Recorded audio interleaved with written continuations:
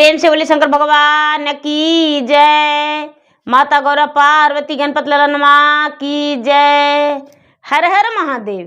देवों का देव महादेव जी के चरण में प्रणाम करती हूँ, मेरा प्रणाम स्वीकार हो। माता गौरा पार्वती के चरण में प्रणाम करती हूँ, मेरा प्रणाम स्वीकार हो। गणपत ललनमा के चरण में प्रणाम करती हूँ, मेरा प्रणाम स्वीकार हो। सब देवी देवताओं के चरण में प्रणाम करती हूँ। माता और पिताजी के चरण में प्रणाम करती हूँ, मेरा प्रणाम स्वीकार हो। सब गुरु भैया बहना के चरण में प्रणाम करती हूँ, मेरा प्रणाम स्वीकार हो। गुरु भाई बहना, मैं एक कथा सुनाने जा रही हूँ। इस कथा को पूरा सुनिए और रहस्य जानिए। आदि नहीं आदि सुनने में शिव गुरु का अपमान होती है, पूरा सुनने में ज्ञान होती है। इसलिए कथा को पूरा सुनिए और रहस्य जानिए। हर हर महादेव, घर घर महादेव। गुरु भाई बहना, एक राजा थे और एक रानी। राजा जो थे, राजा बड़े प्रतापी पुनवानी थे। राजा अपने प्रजा को बड़े कुशल पूर्वक रखते थे। अपने प्रजा को भाई के समान मानते थे। प्रजा को किसी चीज का तकलीफ देखना राजा को, गुरु भाई बहना, पसंद नहीं था। राजा साहब अपने प्रजा से बड़े नेक दिल से बात करते थे, बड़े प्यार से बात करते थे। धीरे धीरे समय बीत रहा था। राजा साहब का कोई कमी नहीं था, धन संपत्ति सब भरा हुआ था। राजा के द्वार पे सुबह सुबह कोई व्यक्ति वस्त्र के लिए खड़ी हैं, कोई अन्न के लिए खड़ी हैं, कोई रुपये के लिए खड़ी हैं। अनेक प्रकार के दान राजा देते थे। लेकिन कहते हैं गुरु भाई बहना कि भगवान सबको सब कुछ नहीं पूरा करते हैं। किसी चीज के लिए ना किसी चीज के लिए खाली छोड़ देते हैं। क्योंकि भगवान का नाम किस रूप से लिया जाएगा? चारों कोना से भरपूर रहेगा तो भगवान के नाम कभी लेगा नहीं लेगा। इसीलिए गुरु भाई बहना, भगवान अपना नाम जपवाने के लिए कुछ न कुछ जगह रखते हैं खाली। राजा का संतान नहीं था, राजा निसंतान थे। राजा का ब्याह का कई वर्ष हो गया था, लेकिन राजा का संतान नहीं था। राजा को ब्याह का 12 वर्ष हो गया। सब लोग कहने लगे कि ये राजा साहब, दूसरा विवाह कर लीजिए, आपका ब्याह का 12 वर्ष हो गया है। यदि दूसरा विवाह कर लीजिएगा तो आपकी नई पत्नी आ जाएगी तो उसको से संतान होगा। लेकिन गुरु भाई बहना, राजा कहते हैं कि नहीं, हम दूसरा विवाह कैसे कर सकते हैं? पहले हम डॉक्टर से, वैद्य से, ब्राह्मण से सब दिखा लेंगे, उसके बाद ही दूसरा विवाह का कोशिश करेंगे। राजा साहब डॉक्टरी, इलाज, वैद्यगिरी बहुत किए, लेकिन उनका पति गर्भवती नहीं रही। धीरे धीरे धीरे धीरे कई वर्ष बीत गया। राजा को लोग बड़े दबाव देने लगे, दूसरा विवाह कर लीजिए राजा साहब, दूसरा विवाह कर लीजिए राजा साहब। लेकिन दूसरा विवाह के लिए राजा तैयार नहीं हुए। राजा और रानी गुरु भाई बहना चले गए काशी मथुरा घूमने के लिए, तीर्थ करने के लिए। राजा जो है, राजा बहुत सारे सोना चांदी रुपया पैसा ले जाकर वहां गंगा स्नान किए और गंगा के घाट पर दान करने लगे। गंगा के घाट पर दान करने लगे गुरु भाई बहना। राजा बहुत दान पुण्य किए। कई दिन तक रानी भोजन बना के बेसहारों को भोजन करवाई। एक दिन के बात है गुरु भाई बहना, शंकर भगवान कैलाश पर्वत पर से देख रहे थे और मुस्क रहे थे। पार्वती कहते हैं कि हे स्वामीनाथ, आखिर क्या कारण है? आप चारों तरफ देखते हैं और अपने आप मन ही मन मुस्कुराते हैं। आखिर क्या बात है? राजा की बात सुन, अपनी पत्नी की बात सुनकर शंकर भगवान कहते हैं कि हे देवी, मैं क्या बताऊं। एक राजा है, उसके धन्य का कोई कमी नहीं, धन्य धान्य से भरा हुआ है। उसका तो घर परिवार सुखी होना चाहिए, लेकिन राजा संतान के बिना विचलित है, बेचैन है, उसका संतान नहीं है। एक रानी होकर देखिए गंगा के घाट पे कई दिनों से दान पुण्य करती है, भोजन बना के सबको भोजन करवाती है और उसी गंगा के घाट पे चादर बिछा के रात बिता लेती है। उसका संतान नहीं है। पार्वती कहते हैं, हे स्वामीनाथ, हे प्रभु, आप तो देव आदि देव महादेव हैं, आप क्या उसको संतान नहीं दे सकते हैं?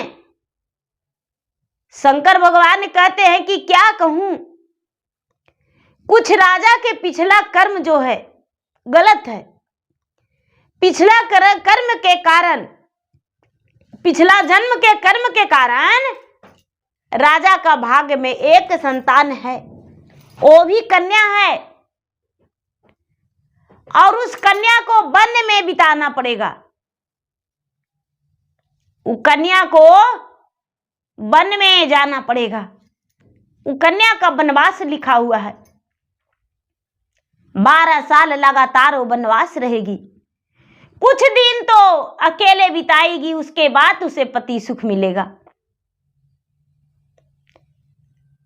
जो पार्वती कहते हैं दीदी अपने पति महादेव से, देवादि देव महादेव भोले दानी और घरदानी से, कि हे स्वामीनाथ, क्या इसका कोई काट नहीं है? तो नहीं देवी, कोई काट नहीं है। कहते हैं चाहे जो भी हो, राजा निसंतान से संतान वाले हो जाएंगे। आप पृथ्वी पर जाइए और जाके राजा को संतान की प्राप्ति के लिए आशीर्वाद दीजिए। शंकर भगवान, ब्रह्मा जी और विष्णु, नारद चारों एकदम भिखारी के रूप धर लिए। भिखारी के रूप धर के नदी के अरार पे जहां रानी दान पुण्य कर रही थी, वहीं पर पहुंच गए। चारों वहीं जाके और रानी से कहने लगे कि हे माता, हम कई दिन से भूखा हैं, क्या तुम मुझे भोजन बना के नहीं खिलाएगी? रानी कहती है कि हे बाबा, यहां पर तो बहुत सारे भोजन बनाए हैं, क्या आप ये भोजन नहीं जमेंगे? फटे पुरान जैसा वस्त्र, एकदम अजीब सा कपड़ा पहने हुए चारों व्यक्ति वहां पहुंचे। चारों महात्मा पहुंचे, एकदम भिखारी के रूप धारण करके, हाथ में कमंडल, लाठी लिए हुए, झोला, जैसे भीख मांगते हैं उस तरह। जो चारों महात्मा हैं, जो साधु भिखारी बन के गए हैं, कहते हैं कि नहीं, इस भोजन हम नहीं कर सकते हैं, इसमें से तो कितने लोग भोजन किए हैं। रानी कहती है कि हे महात्मा, हे देव आदि देव, आप मेरे लिए भगवान स्वरूप हैं। मैं गंगा के घाट पर हूं तो क्या, आपको अवश्य ही भोजन बना के हम भोजन जमाएंगे। जो महात्मा है वो कहते हैं कि तुम्हारा बर्तन जूठा है, इस बर्तन में बनाए हुए हम भोजन नहीं कर सकते हैं। राजा जो थे, राजा उस समय गंगा के घाट पे मौजूद नहीं थे। भगवान का परीक्षा बड़ी मुश्किल से देना पड़ता है। रानी कहती है कि हे स्वामीनाथ, हे प्रभु, हे महात्मा, आप मेरे लिए भगवान स्वरूप हैं। हम तुरंत आपके लिए भोजन बनाने के लिए हम बर्तन लेकर आती हूं। बेचारी, थोड़ी दूर बाजार पड़ता था, रानी बाजार की ओर गई और बाजार की ओर जाके और एक मटकी खरीदी। एक मटकी खरीदी और मटकी खरीद के और लेकर आने लगी। जल्दी जल्दी में पांव फिसल गया रानी को और मटकी चूर चूर हो गया। देखिए भगवान का माया, मटकी जब चूर चूर हो गया तो रानी कहती है, हे भगवान भोलेनाथ, ये क्या लीला है। मेरा हाथों का भोजन करने के लिए 4 महात्मा हैं और चारों बहुत भूखा हैं और मैं बाजार गई, बाजार से एक मटकी लेकर आई, लेकिन मेरा हाथों से चूर चूर हो गया। अब क्या करूं, समझ में नहीं आ रहा है। महात्मा जो है, एक रास्ते में भगवान मायावी बना दिए, जाल फैला दिए, एकदम सुंदर ब्राह्मण के रूप में प्रकट हो गए और कहते हैं कि हे रानी, हे सुंदरी, आप कहां जा रही हो। रानी कहती है कि क्या बताऊं, हम नदी के अरार पे डेरा डाले हैं और भोजन बना के खिलाते हैं और 4 महात्मा आए हैं, भूखे हैं, उनको भोजन कराने के लिए मैं एक मटकी खरीदा और टूट पड़ा हाथ से छटक के। महात्मा बहुत भूखे हैं, कहते अरे वो तो भिखारी है, कहीं भी मांगेगा और खाएगा, उसके लिए क्यों परेशान हो।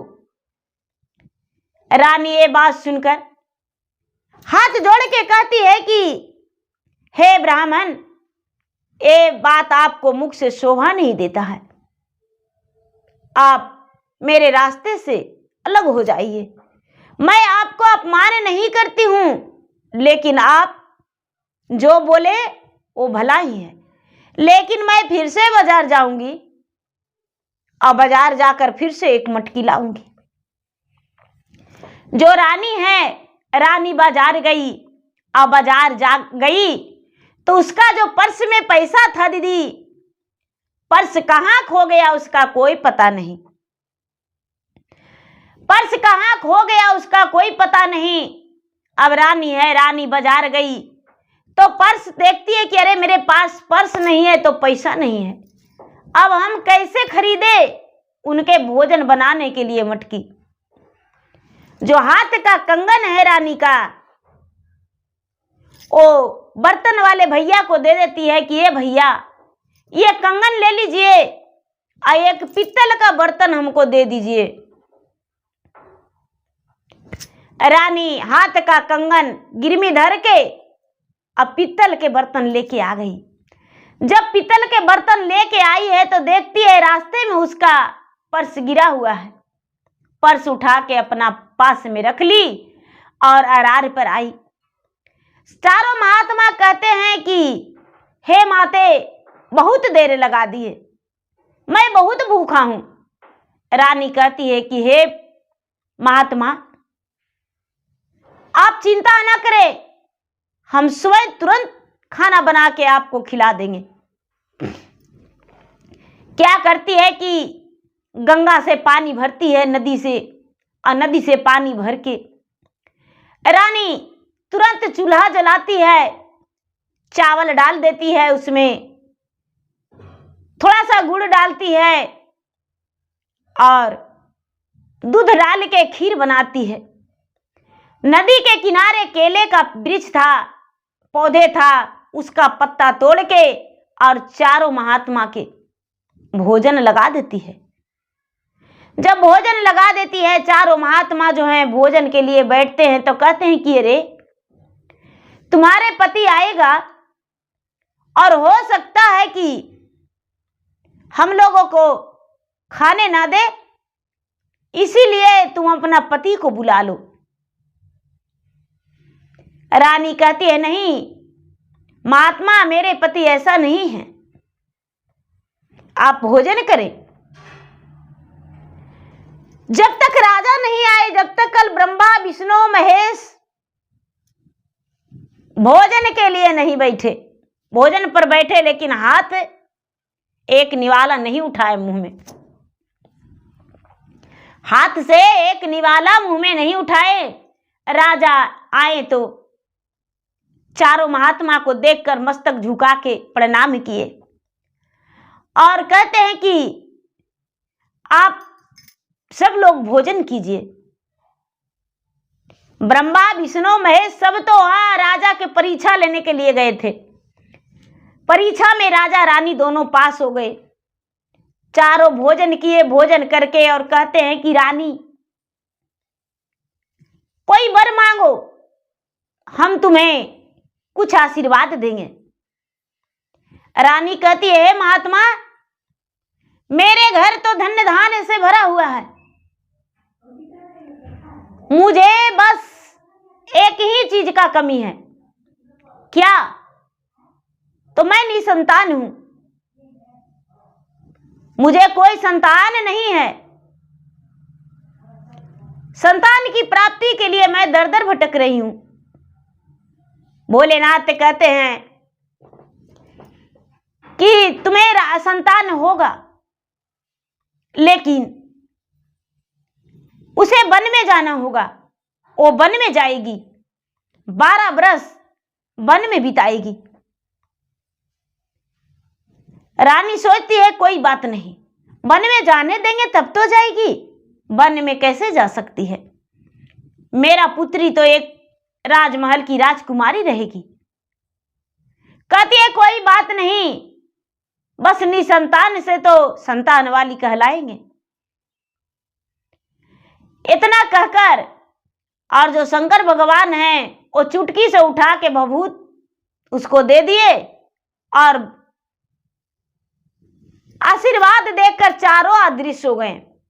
रानी तो बहुत चक्के रह गई कि अरे बाप रे बाप, मेरा हाथ से तो स्वयं भगवान भोजन करके चले गए और हम भगवान को पहचान नहीं पाए।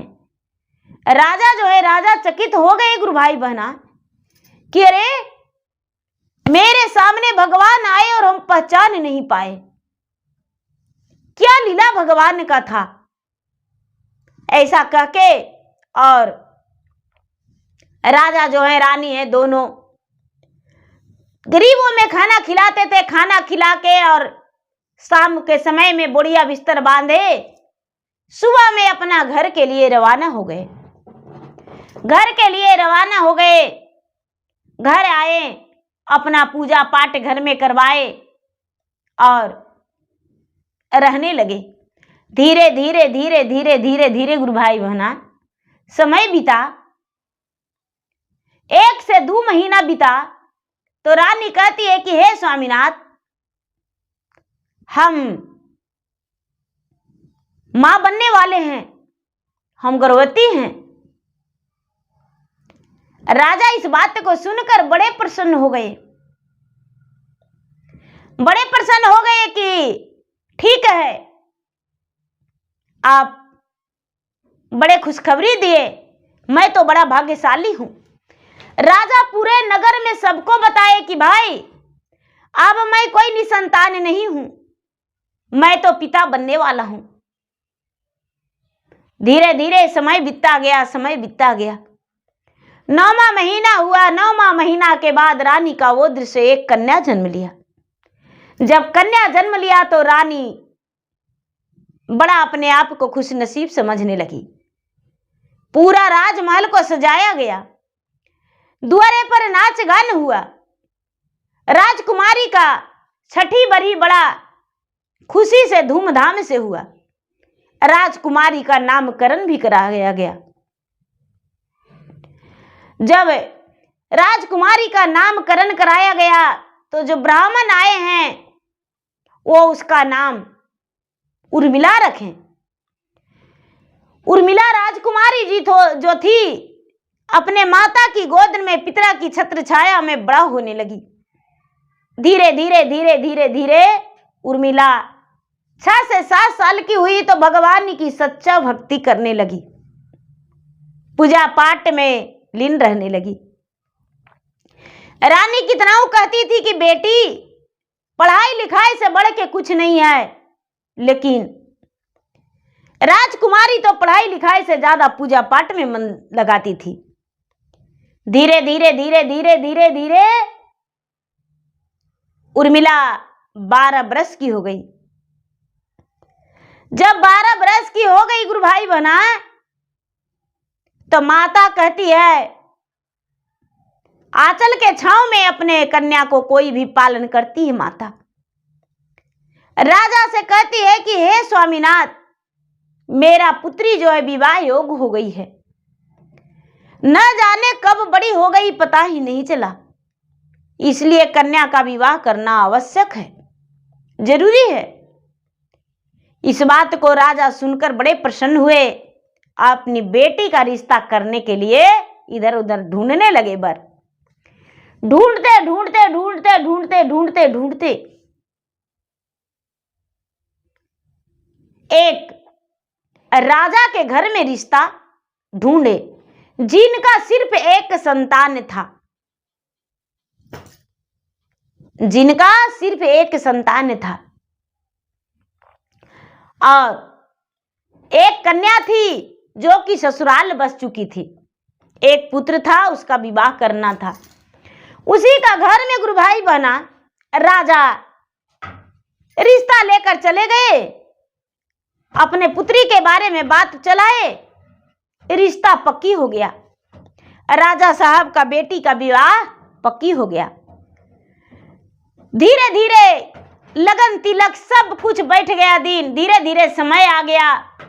राजा जो है रानी से बताए, रानी उस दिन को गिनती करने लगी। गिनती करते करते करते करते तिलक का दिन आ गया, मड़वा मटकोर बारात का दिन आ गया। राजा अपने पुत्री का विवाह बड़ी धूमधाम से कर दिए गुरु भाई बहना। जो राजा की बेटी उर्मिला थी वो ससुराल चल गई। माता तो भूल ही गई थी कि मेरा बेटी का 12 बरस के लिए वनवास लिखा हुआ है, मेरा बेटी वनवास में रहेगी। जब राजा जो है राजा बेटी का विवाह कर दिए, उर्मिला ससुराल चल गई गुरु भाई बहना। जब ससुराल चल गई तो ससुराल में रहने लगी। कुछ दिन के बाद जो जिस राजकुमार से शादी हुआ था उसका नौकरी लग गया। और जब नौकरी लग गया तो एक के बेटा था, एक माँ थी। माँ कहती है कि बेटा तुम तो ड्यूटी पर जा रहे हो, लेकिन इतना बड़ा मेरा राजमहल है तो बहू के मेरे पास रहने दो। उर्मिला के पति कहते हैं कि माँ अभी तो मेरा नया जॉब है, नया नौकरी है, तो इसे नहीं ले जाएंगे, ये तुम्हारे पास रहेगी। राजा का बेटा जो था उर्मिला के पति, वो तो ड्यूटी पर चले गए गुरु भाई बहना। सास बहू दोनों घर में रही। अब बेटा के जाते ही उर्मिला तो रोज पूजा पाठ करती थी। 4 से 8 दिन हुआ और देखिए क्या करती है सास। जब पूजा करने के लिए उर्मिला थाल सजाई तो सास उसका लोटा बाल्टी पूजा के थाल सब कुछ फेंक दी। सब कुछ फेंक दी तो ये महादेव के सामने हाथ जोड़ के विनती करती है, बचपन से कैली शिव गुरु तो री पूजा नामायर तो री पूजा नामाजी, तोहरे में दिलवा जुटी गयल हो राम। आयली ससुरवा शिव गुरु सासु जी के घर वायर, सासु जी के घर वाजी, पति गएलन परदेसन हो राम। पति के गैला भैले चारे 6 दिन मायर चारे 6 दिन माजी सासु मोर करे उदवासन हो राम बीगी दिल लोटावा पटाकी दिल थारिया पटाकी दिल थारिया भी खरी गईले पनमा से फूलन हो राम कैसे मैं करी शिव गुरु तो रो पूजा नामायर तो रो पूजा नामाजी झर झरा नहीं नलरवा गिर लहोरा। गुरु भाई बहना उर्मिला जो है भगवान से आराधना करती है कि हे भगवान, हम बच्चे से आपको शीश हैं, पूजा पाठ में रम गए, अब मेरा सास इस तरह से कर रही है, अब हम क्या करें, अब हम क्या करें, मुझे समझ में नहीं आ रहा है। सास जो है कभी लात से मारती है, कभी झाड़ू से मारती है।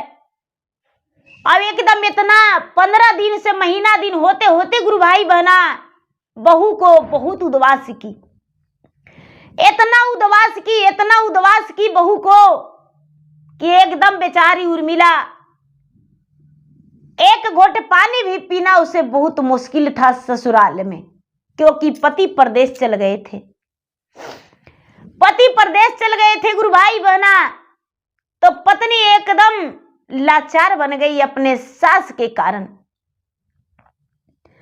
अब क्या करती है बेचारी, झाड़ू बर्तन पोछा सारी काम अपने बहू का धर्म निभा रही है, सास का पैर भी दबा रही है, कपड़ा भी धो रही है।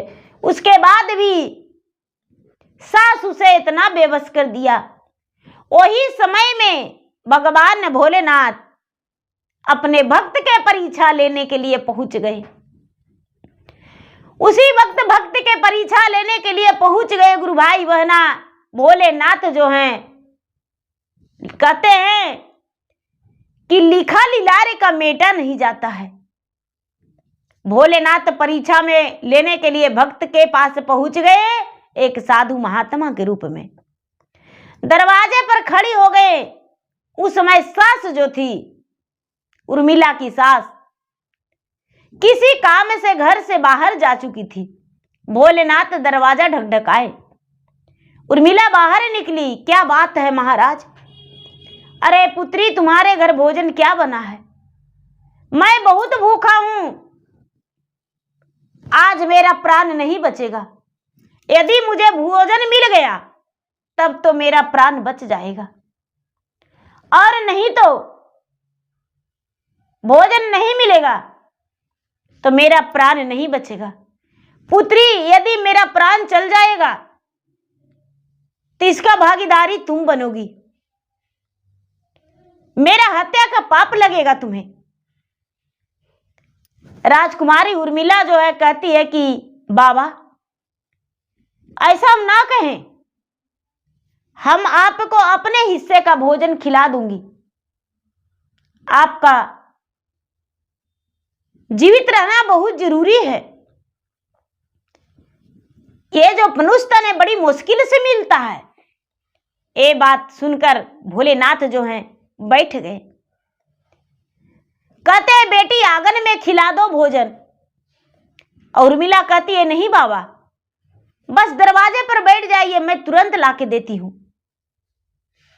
लाकर उर्मिला बाहर ही भोजन दे दी और बाबा जो थे भोजन करने के लिए बैठ गए। अब बड़ा देर में भोजन वो करने लगे। उन्हें तो बस कलेम लगाना था,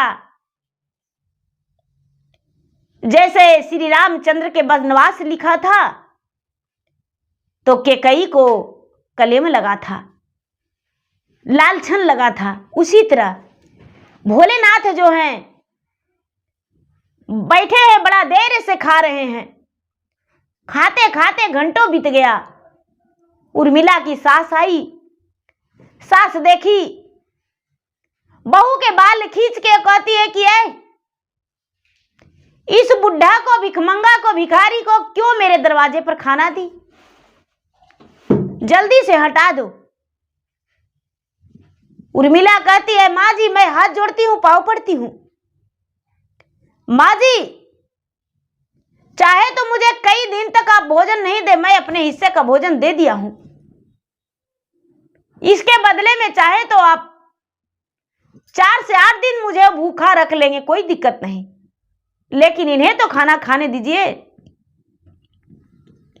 उर्मिला की सास एक बात नहीं मानी दीदी, और बाबा को भी झाड़ू से मार मार के भगा दी और उर्मिला को हाथ पकड़ के निकाल दी। मेरे घर से निकल जाओ, मेरे घर में तुम्हें कोई जगह नहीं। उर्मिला घर से निकल गई। जब घर से निकल गई तो महादेव के मनाती है, हाथ जोड़ती है, विनती करती है कि हे भोलेनाथ हम कहां जाएं। राजा घर के बेटी रामाली, आलरी दुलारी आय रे आलरी दुलरिया हो। माता ना गोदिया में लेके खिलावे लहो राम। भयली से आना शिवगुरु अइले, ना विपत्ति आय रे अइले, ना विपत्ति आजी। परी गईली सासू जी के हाथ ने हो राम। हाथवा पकड़ी सासू घरवा से निकाला ले, अरे घरवा से निकाला ले जी। एको ना रहिया हमरा दिखे लहो राम। कैसे में जइए शिवगुरु आपा, नी नैहरावा रे आपा, नी नैहरावा हो। लोगवा देखिए तनवा मारिए हो राम। बेचारी कहती है कि हे शिवगुरु, हे भोलेनाथ, हम कहाँ जाएं? नैहर जाएंगे तो लोग ताना मारेगा। इतना कह के दीदी और सीधा और जा रही है कि ये रास्ता मुझे कहाँ ले जाएगा कोई पता नहीं। चलते चलते चलते चलते चलते चलते चलते घना घोर जंगल में चल गई। जब घना घोर जंगल में चल गई दीदी, तो उसे ये भी डर नहीं लग रहा है कि मुझे बाघ काटेगा, सर्प डासेगा, कोई जानवर मुझे खा जाएगा।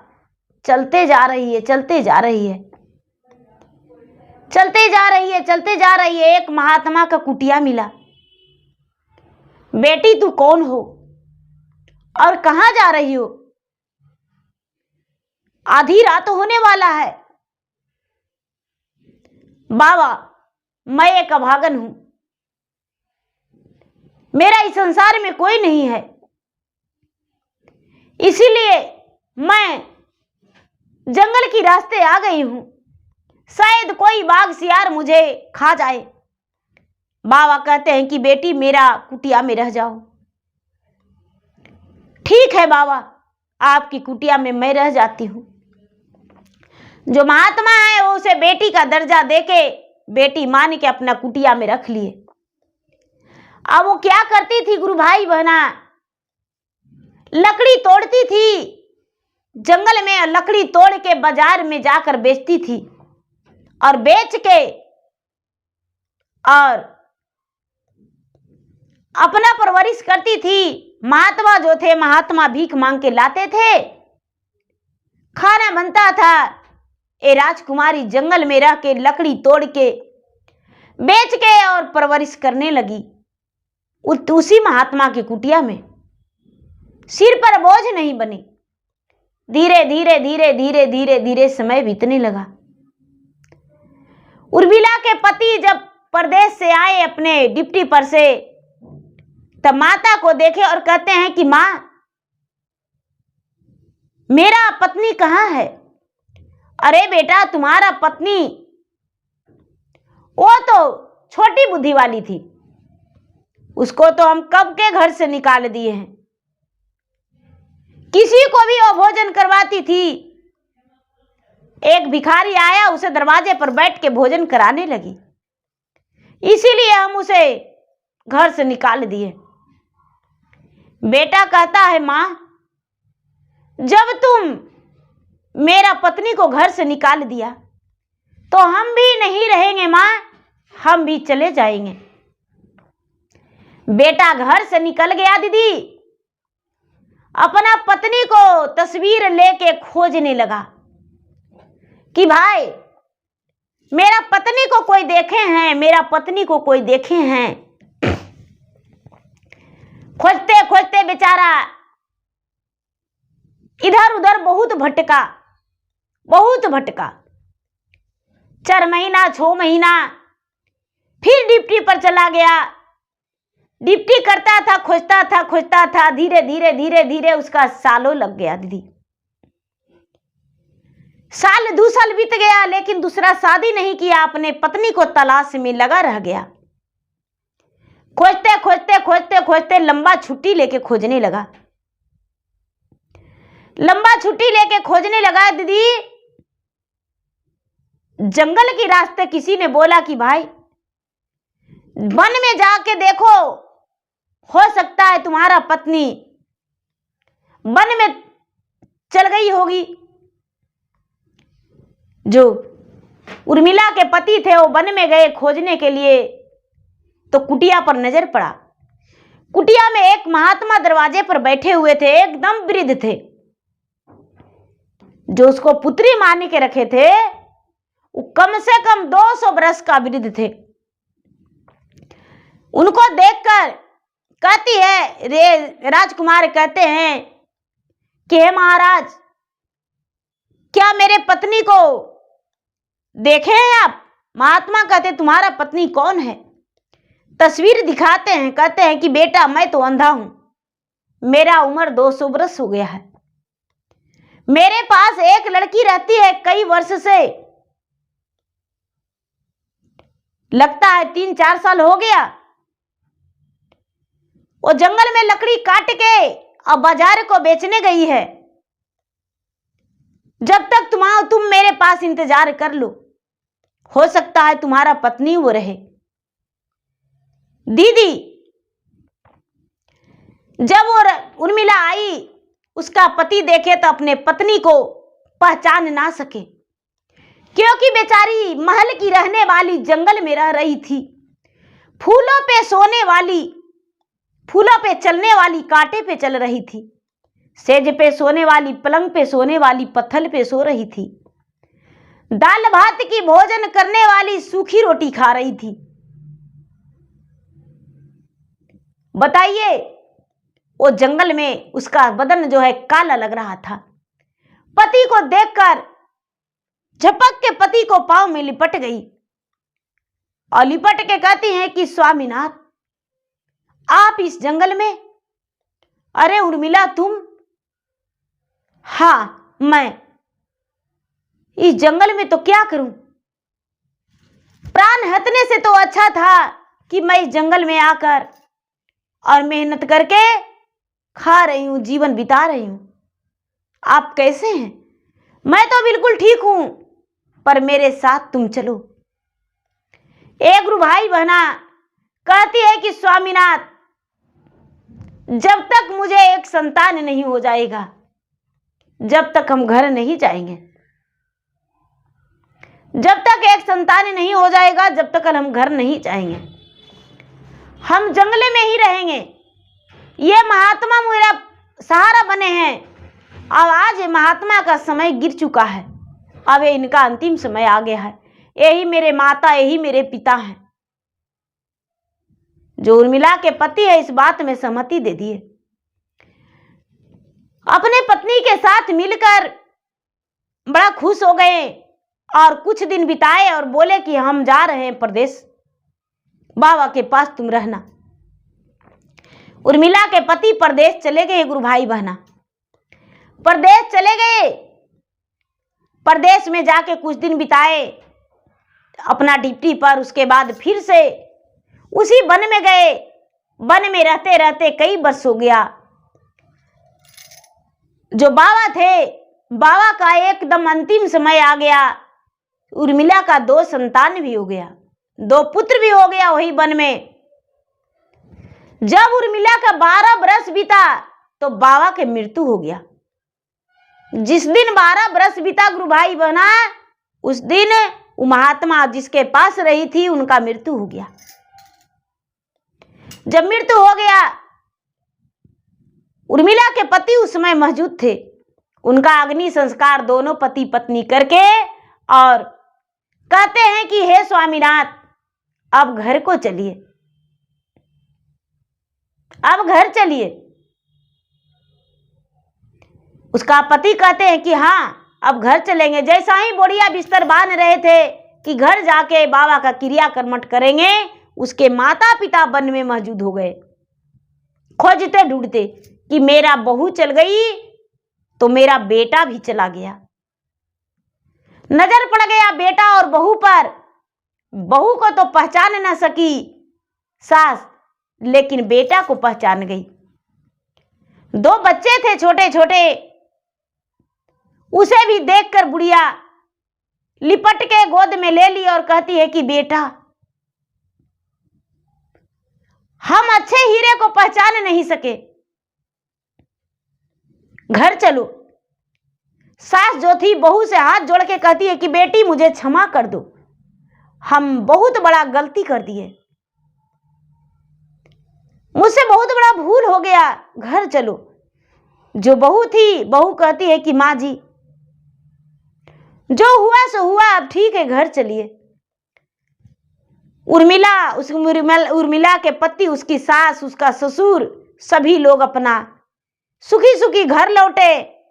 महात्मा का क्रिया कर्मठ कर दिए, ब्राह्मण का जोनार कर दिए और अपना सुखी जीवन बिताए। इनका फिर कोई दुख नहीं हुआ। जब 12 वर्ष के बाद उर्मिला अपना मैका गई और मैका जाके 2-4 दिन रही अपने माता पिता के साथ, तो उसका माता को याद आया कि अरे वो तो वहां कोई साधु फकीर आया था, बोला था कि तुम्हारा बेटी का वनवास हो जाएगा।